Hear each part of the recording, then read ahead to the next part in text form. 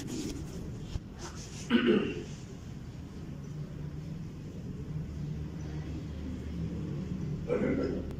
الحمد لله نحمده ونستعينه ونستغفره ونعوذ بالله من شرور أنفسنا ومن سيئات أعمالنا من يهده الله فلا مضل له ومن يضلل فلا هادي له أشهد أن لا إله إلا الله وحده لا شريك له وأشهد أن محمدا عبده ورسوله اللهم صل على محمد وعلى آل محمد كما صليت على إبراهيم وعلى آل إبراهيم إنك حميد مجيد اللهم بارك على محمد وعلى آل محمد كما باركت على إبراهيم وعلى آل إبراهيم إنك حميد مجيد رب اشرح لي صدري ويسر لي أمري واحلل عقدة من لساني يفقهوا قولي رب زدني علما اللهم ألهمنا رشدنا وأعذنا من شر أنفسنا اللهم لا تقتلنا بغضبك ولا تهلكنا بعذابك وعافنا قبل ذلك اللهم إنا نعوذ بك من جهد البلاء ودرك الشقاء وسوء القضاء وشماتة الأعداء أعوذ بالله السميع العليم من الشيطان الرجيم من همزه ونفخه ونفسه يا أيها الذين آمنوا اتقوا الله حق تقاته ولا تموتن إلا وأنتم مسلمون يا أيها الناس اتقوا ربكم الذي خلقكم من نفس واحدة وخلق منها زوجها وبث منهما رجالا كثيرا ونساء واتقوا الله الذي تساءلون به والأرحام إن الله كان عليكم رقيبا يا أيها الذين آمنوا اتقوا الله وقولوا قولا سديدا يصلح لكم أعمالكم ويغفر لكم ذنوبكم ومن يطع الله ورسوله فقد فاز فوزا عظيما أما بعد فإن خير الحديث كتاب الله وخير الهدي هدي محمد صلى الله عليه وسلم وشر الأمور محدثاتها وكل محدثة بدعة وكل بدعة ضلالة وكل ضلالة في النار أعوذ بالله من الشيطان الرجيم وإذا سألك عبادي عني فإني قريب أجيب دعوة الداع إذا دعان فليستجيبوا لي وليؤمنوا بي لعلهم يرشدون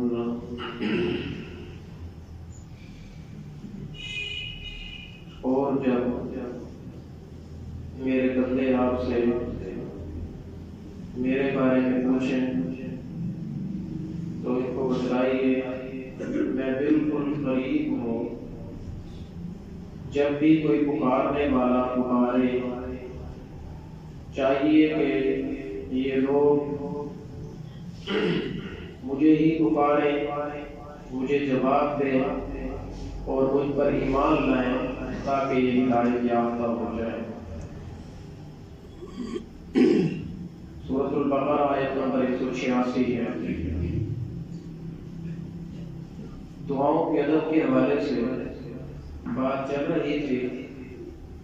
گزشتہ جمعہ دعاؤں کے آداب میں سے انتہائی اہم ادب پر بات ہوئی ہے کہ دعا کا اگر یہ کہا جائے کہ سب سے اہم یہی ادب ہے تو یہ بے جا نہ ہوگا۔ ادب کیا ہے؟ اللہ رب العالمین فرماتے ہیں ایھا الناس انتم الفقراء الی اللہ واللہ هو الغنی الحمید، کہ تم سارے اللہ کے فقیر ہو اور اللہ غنی ہے اور حمید ہے۔ تو یہ ادب ہے کہ سب سے پہلے مانگنے والا وہ اپنے آپ کو یہ منوائے کہ میں اللہ کا فقیر ہوں، پھر اس کے بعد اس کو یقین ہونا چاہیے کہ جو میں مانگ رہا ہوں، جس سے مانگ رہا ہوں، وہ دینے پر قادر ہے۔ اپنی فقیری کا اس کو یقین ہو اور اللہ کے قادر ہونے کا اس کو یقین ہو، یہ بنیادی اس کا ادب ہے۔ پھر اس کے بعد رسول اللہ صلی اللہ علیہ وسلم فرماتے ہیں کہ فادعوا اللہ وانتم موقنون بالاجابہ، اللہ سے دعا کرو وانتم موقنون بالاجابہ، اس حال میں دعا کیا کرو کہ تمہیں یقین ہونا چاہیے قبولیت کا۔ یہ اس کا ادب ہے، قبولیت کا یقین ہونا چاہیے۔ آپ صلی اللہ علیہ وسلم فرماتے ہیں اللہ بندے کی ہر دعا قبول کرتا ہے جب تک ما لم یستعجل، جب تک وہ جلد بازی نہ کرے۔ جب بے یقینی کی کیفیت آ جائے، جلد بازی کرنا شروع ہو جائے، تب اس کی دعا قبول نہیں ہوتی۔ اللہ بندے کی ہر دعا قبول کرتا ہے، شرط ہے کہ جائز دعا ہو، خطا کی نہ ہو، گناہ کی نہ ہو۔ جو مانگنا جائز ہے اس چیز کی دعا کرے تو اللہ اس کی دعا قبول فرماتے ہیں جب تک وہ جلد بازی سے کام نہ کرے۔ صحابہ کرام رضوان اللہ علیہم اجمعین نے سوال کیا کہ جلد بازی کا کیا معنی ہے؟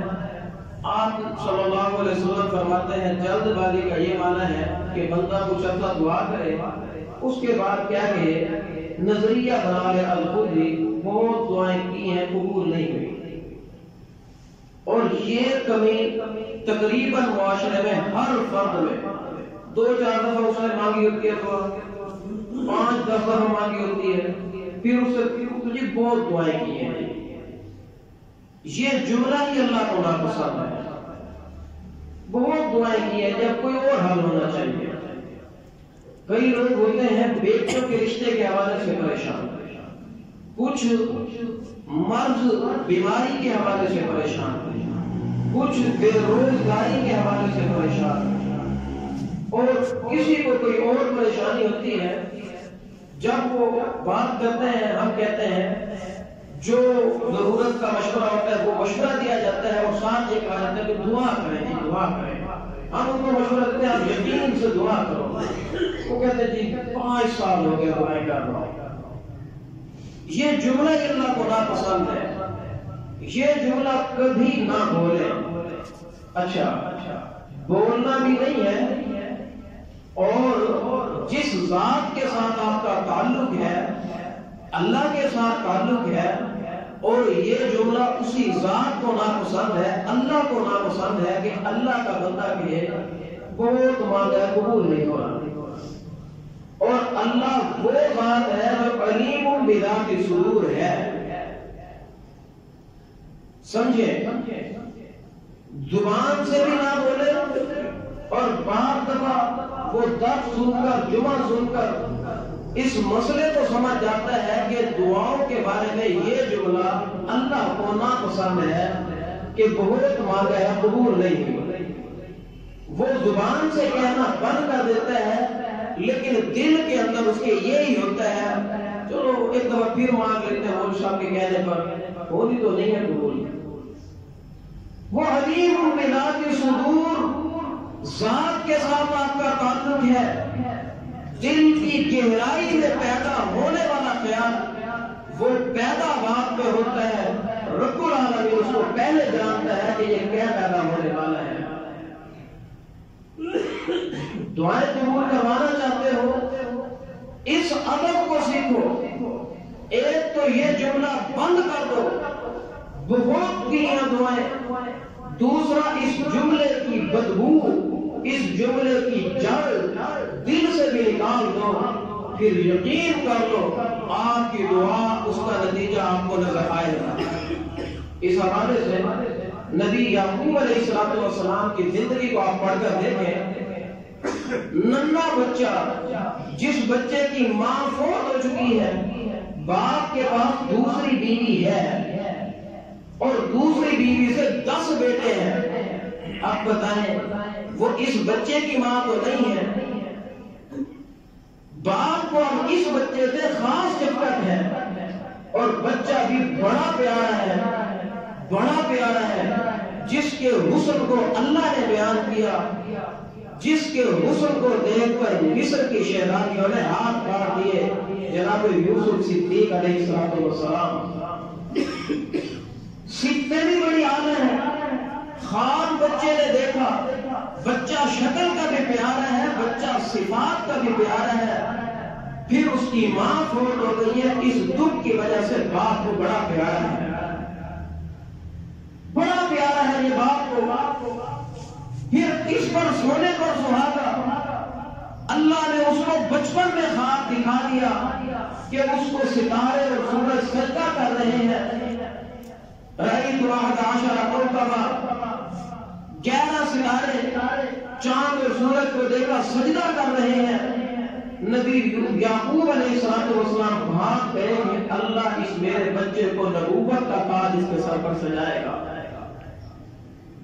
اب محبت اور بڑھ گئی، پہلے ماں نہ ہونے کی وجہ سے دکھی بچہ تھا، اس وجہ سے محبت، شکل میں پیارا تھا اس وجہ سے محبت، اور اس کے علاوہ صفات کا پیارا تھا اس وجہ سے محبت، خواب دیکھ لیا نبوت کا تاج اللہ اس کے سر پر سجائے گا، اب محبت میں فریفتہ اور گرفتہ ہو گیا۔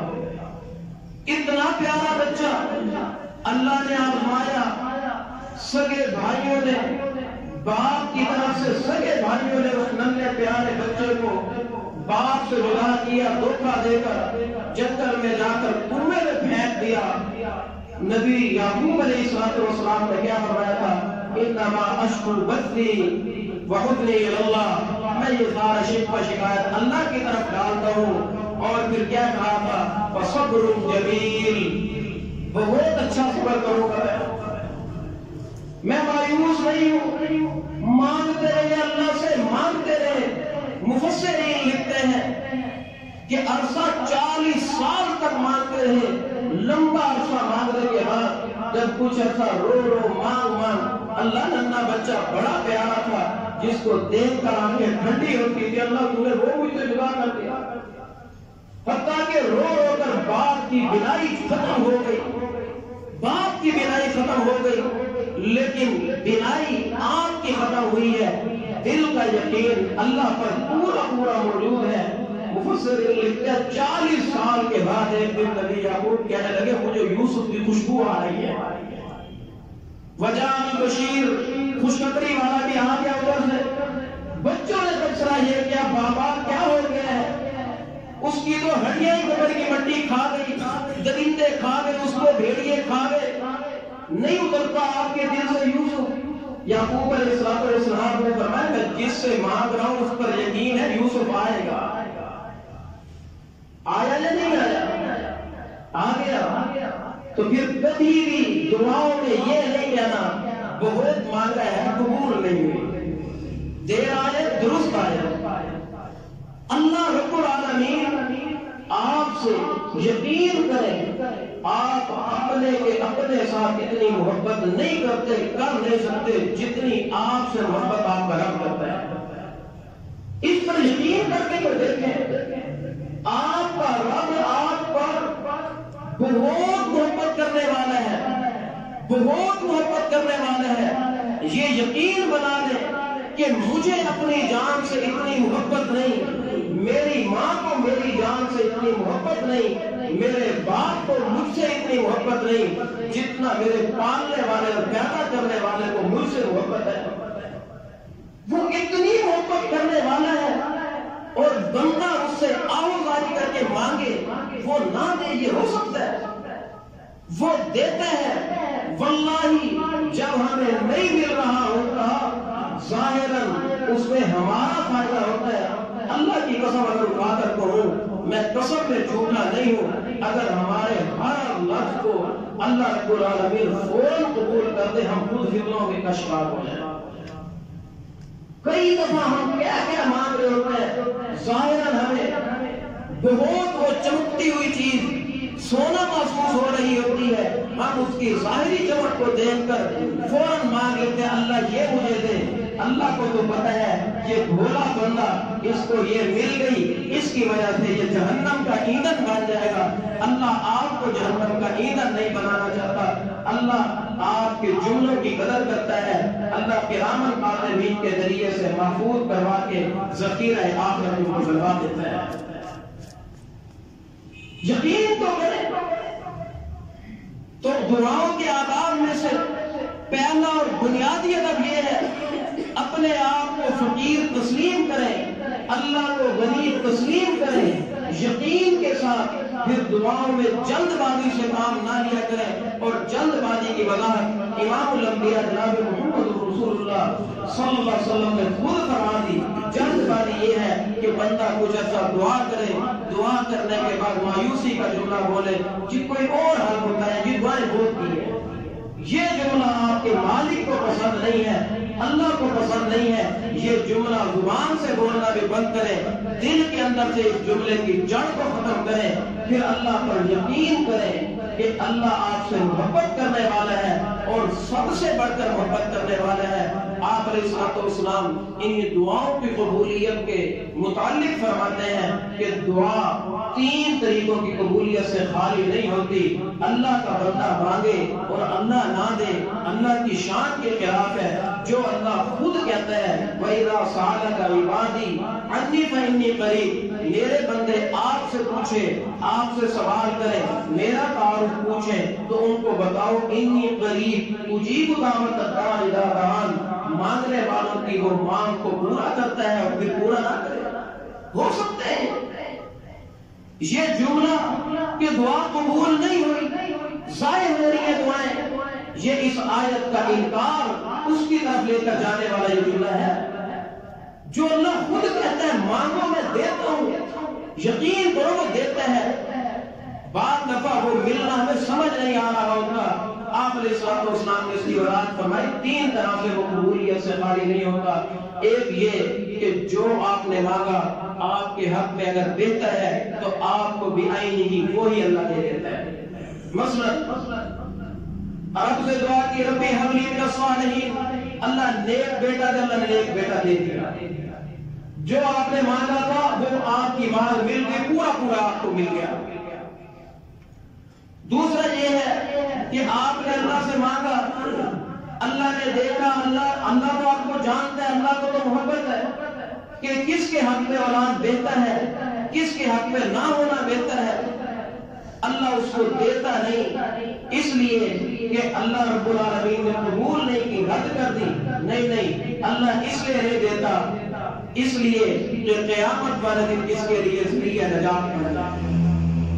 اللہ اس کو ذخیرہ آخرت بنا دیتے ہیں، قیامت والے دن اس کو اجر عطا فرمائے گا، اتنا بڑا اجر ہوگا کہ بعض لوگ ان اجروں کو دیکھ کر کہیں گے اے کاش کہ دنیا میں ہماری کوئی دعا قبول نہ ہوئی ہوتی، ساری دعاؤں کا نتیجہ ہمیں آخرت میں مل جاتا۔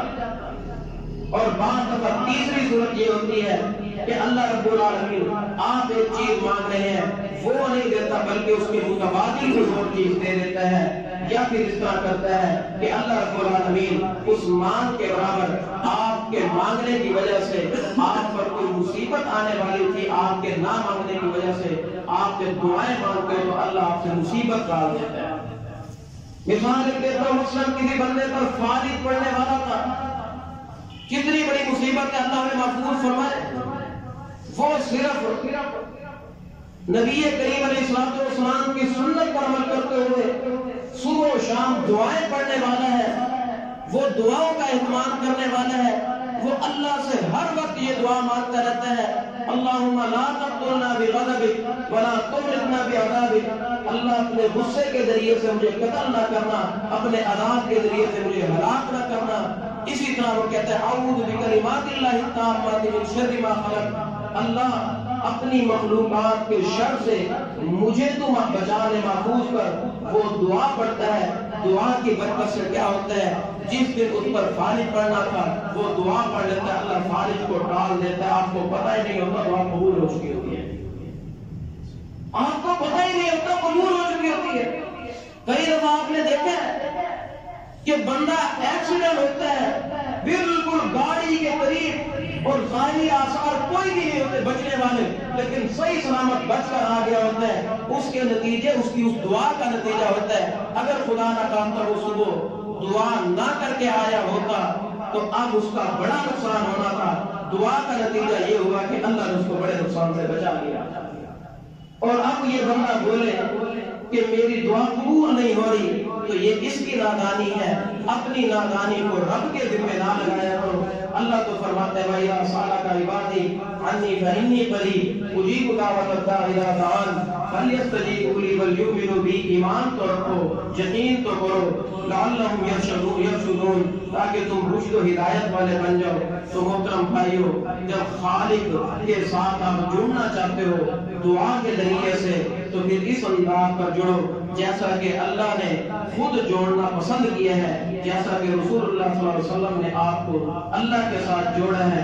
محترم بھائیو، ایک تو یہ ادب تھا جو آپ کو بنیادی آپ کے دلوں میں راسخ کرنا چاہتا تھا، اس وجہ سے اس پر کافی سارا میں نے زور دیا کہ آپ اپنے آپ کو فقیر مانو، اللہ کو غنی مانو، یقین کر کے مانو، جلد بازی سے کام نہ لو، تو نتیجہ یہ ہوگا کہ اللہ کی بارگاہ میں آپ کی باتیں قبول ہونا شروع ہو جائیں گی۔ اگرچہ ظاہری نتیجے آپ کو نہ بھی مل رہے ہو تو آپ کا دل مطمئن ہوگا کہ بہت ساری وباؤں سے میں بچا ہوا، بہت ساری میں مصیبتوں سے بچا ہوا، اور انشاءاللہ آخرت میں مجھے اجر ملنے والا ہے، میرے اللہ کی مجھ سے بڑی محبت ہے۔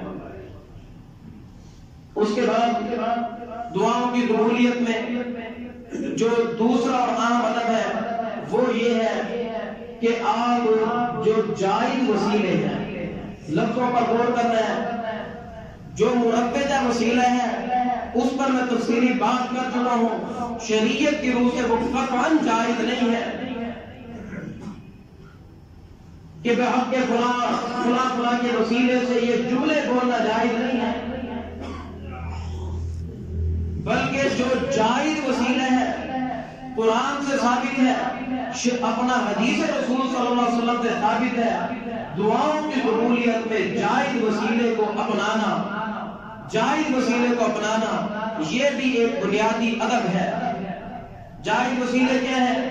3 طرح کے وسیلوں کے ذریعے سے دعا کرنا جائز ہے۔ ایک وسیلہ یہ ہے کہ بندہ اپنی نیکی جو اس نے خالصۃ لوجہ اللہ کی ہے، اس میں ریاکاری کا کوئی شائبہ نہیں ہے، کسی قسم کی کوئی شراکت نہیں ہے، محض اللہ کی رضا کے لیے اس نے جو نیکی کی ہے، اس طرح کی نیکی جس نیکی کا اس کو اور اس کے رب کو پتہ ہے، تیسرے کسی بندے کو پتہ نہیں ہے، ایسی لوجہ اللہ نیکی کا وہ اللہ کو واسطہ دے مصیبتوں کے وقت، اس نیکی کا جب واسطہ دے گا، اللہ میں نے فلاں نیکی تو جانتا ہے محض تجھے خوش کرنے کے لیے کی تھی، اللہ اگر وہ تجھے نیکی پسند ہے تو اس کی برکت سے اللہ میری فلاں مصیبت کو ٹال دے۔ صحیح بخاری کی حدیث دلیل موجود ہے، اس پر بڑی معروف دلیل ہے، کئی دفعہ اس پر اپنا پہلے بھی بات ہوئی ہے۔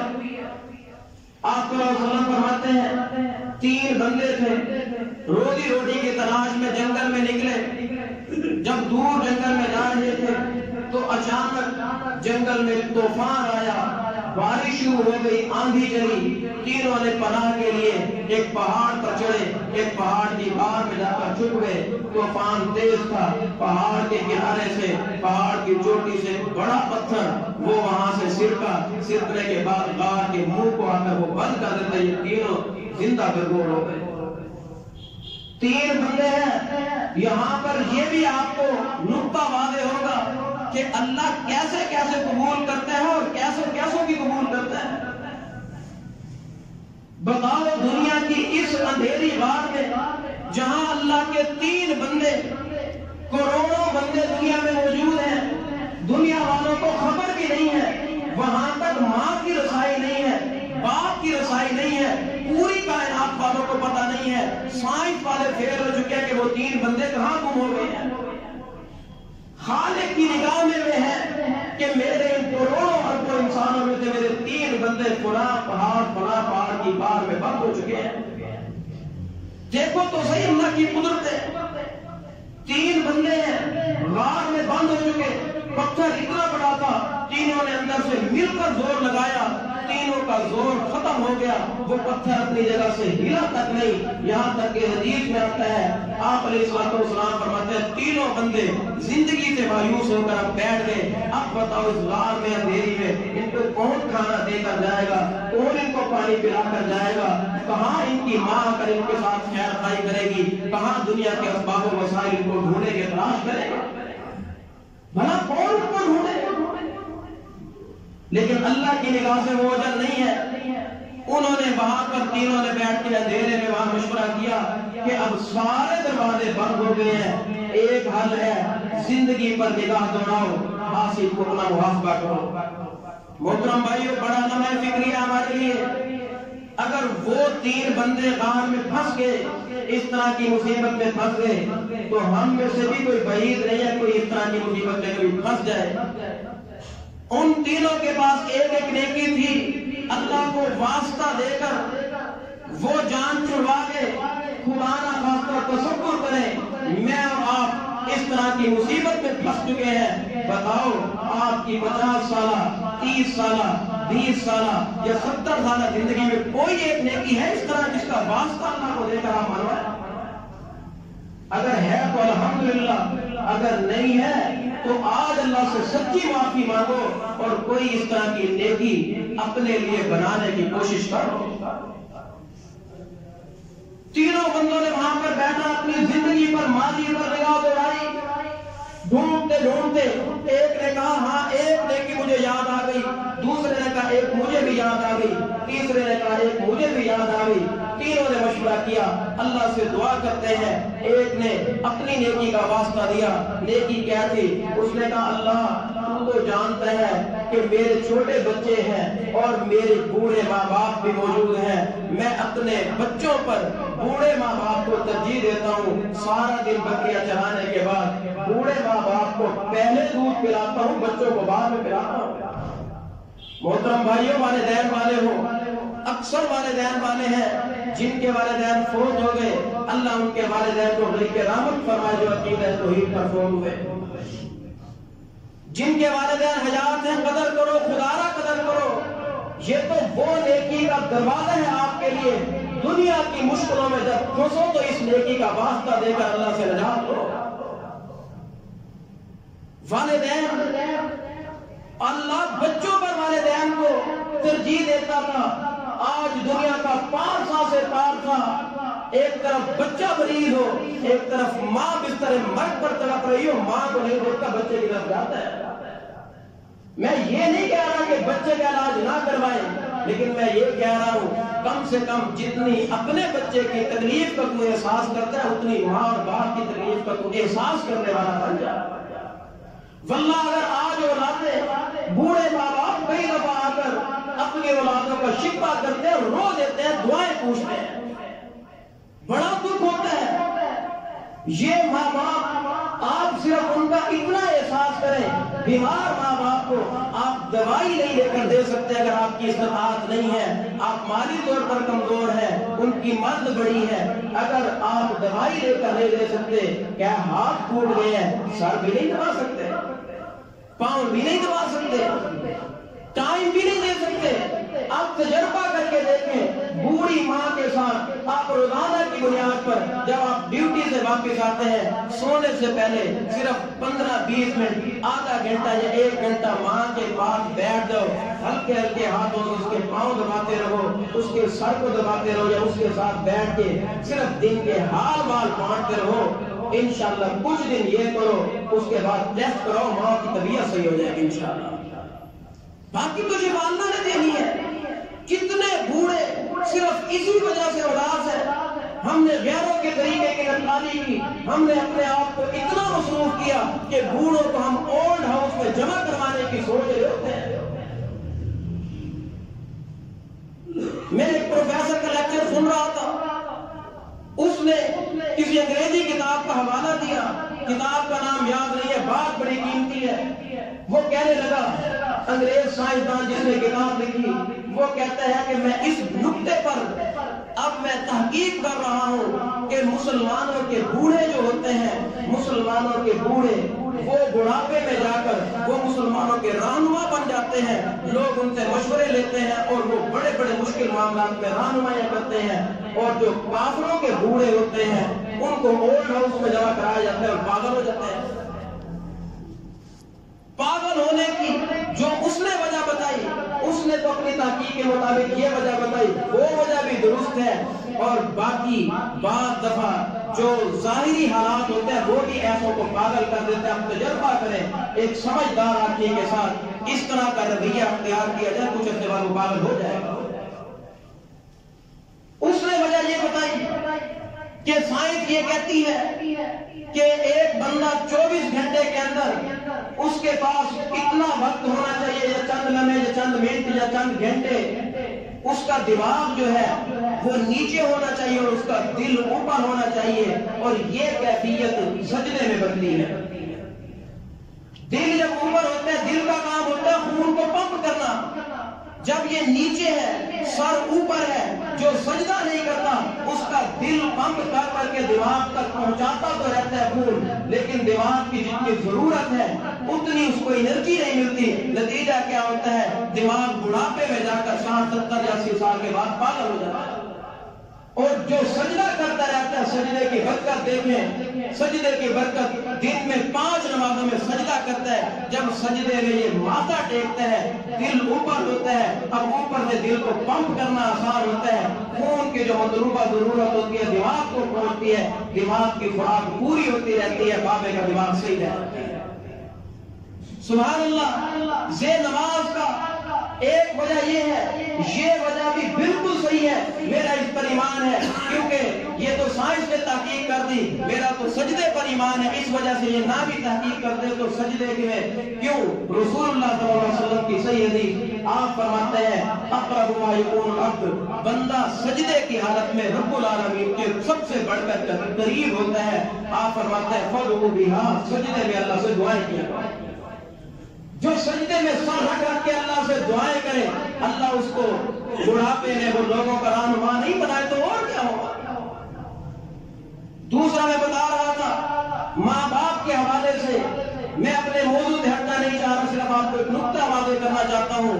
ہمارے بوڑھے وہ رہنما بنتے ہیں، لیکن بنتے ان کے ہیں جن کی اولادیں ان کی خیر خواہ ہوں، جن کی اولادوں کو بے دینی کی تربیت ملی ہوئی ہو، دنیا کی وہ پی ایچ ڈی کی ڈگری حاصل کر لیں، اس سے کوئی بڑی ڈگری ہے وہ حاصل کر لیں، وہ جاب بڑی سے بڑی کر لیں، لیکن اگر ان کو دین نہ پڑھایا جائے وہ ماں باپ کے خیر خواہ نہیں بنتے۔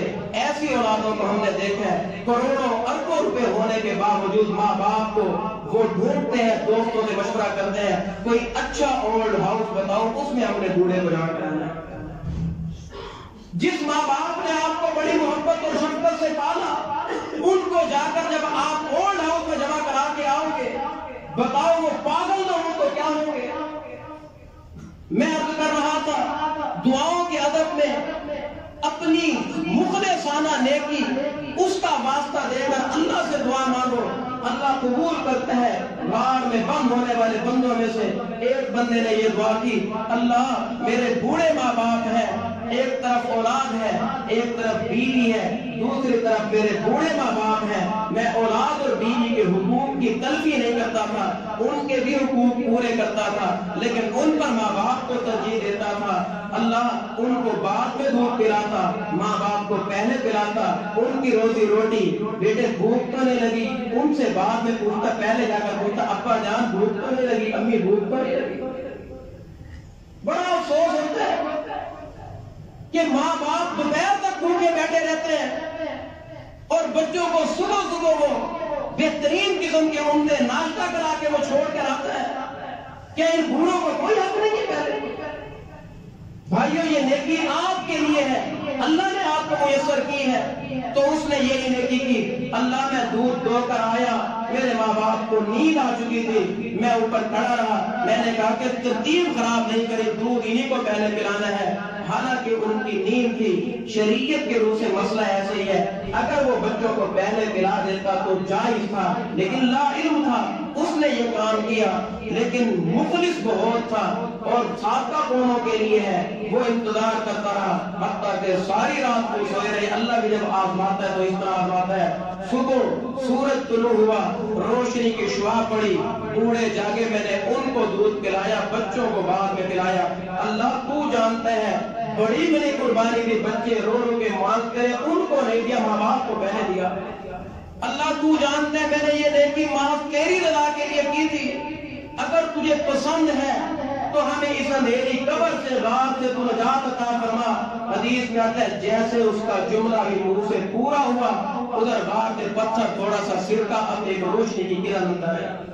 خوش ہوئے، آگے دوڑے، نکلنے کا راستہ نہیں۔ دوسرے نے دعا کی، اللہ ایک مزدور تھا، میں سارا دن اسے دہاڑی لگائی، میرے پاس دہاڑی لگانے کے بعد جب شام کو اجرت دینے کا ٹائم آیا، اجرت دیتے ہوئے وہ مجھ سے کسی بات پر ناراض ہوا۔ جیسے مزدوروں کے ساتھ مالدار لوگ رویہ کرتے ہیں، ایسے رویوں پر ناراضگی تو ہوتی ہے۔ بعض دفعہ مزدور دوسرے کر دیتے ہیں، کہتے ہیں مجبوری نہ ہوتی تو اس وقت میں پیسے نہ لیتا۔ بعض دفعہ ہو جاتا ہے تو کہتے ہیں کہ وہ مزدور مجھ سے ناراض ہو کر چلا گیا، لیکن اللہ میں نے اس کی اجرت کو ہڑپ نہیں کیا۔ جیسا آج ہمارا تاجر اور مالدار مزدور ناراض ہو کر چلا جائے، کہتے تم روٹے ہم چھوٹے، نہیں دیتے، نہیں، یہ ایک روپیہ قیامت والے دن دینا پڑے گا۔ بڑے پلازے پر جائیں گے کبھی رعایت نہیں کروائیں گے، فضول خرچی پر ہزاروں روپے لگائیں گے، مزدور سے 10-10 روپے چھڑوا رہے ہوتے ہیں۔ بھائیو اللہ سے ڈرو، اللہ سے ڈرو۔ وہ تاجر تھا، کہتے ہیں مزدور نے مزدوری کی، تلخ کلامی ہوئی کسی بات پر، ناراض ہو کر چلا گیا۔ بندے کے دل میں ایمان تھا، میں نے اس کی اجرت اس کو اپنے کاروبار میں لگایا، نتیجہ یہ نکلا اس کا کاروبار بڑھتا بڑھتا بکریوں کا ریوڑ بنا، گایوں کا ریوڑ بنا اور اونٹوں کا ریوڑ بن گیا۔ 10-12-15 سال تو لگے ہوں گے۔ لمبے عرصے کے بعد وہ مزدور مجبور ہوا۔ مجبور جب بندہ ہوتا ہے تو اس کو بھولے بسرے قرضے بھی یاد آتے ہیں۔ پہنچا اس کے بعد اپنا کہ ایک عرصہ پہلے 10-15 سال پہلے میں نے آپ کے پاس مزدوری کی تھی، اس وقت ناراض ہو کر چلا گیا تھا۔